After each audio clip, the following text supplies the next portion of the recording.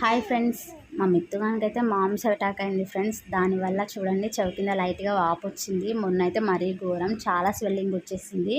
ఇంకా దానివల్ల అయితే మేము ఆలోచించకుండా హాస్పిటల్కి అయితే తీసుకెళ్ళిపోయినాము. అంత భయపడాల్సిన అవసరం ఏం లేదు, కానీ పారాసిటమాల్ వాడితే తగ్గిపోతుంది. ఏందో చిన్నపిల్లల దగ్గర ఎన్ని తెలిసినా తెలియనట్టే ఉండాలి.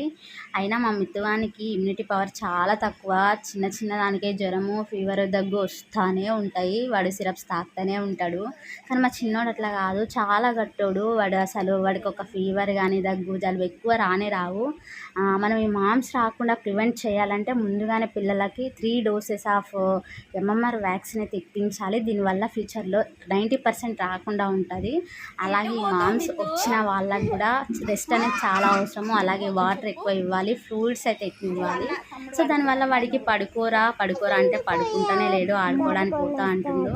So please like, share and subscribe.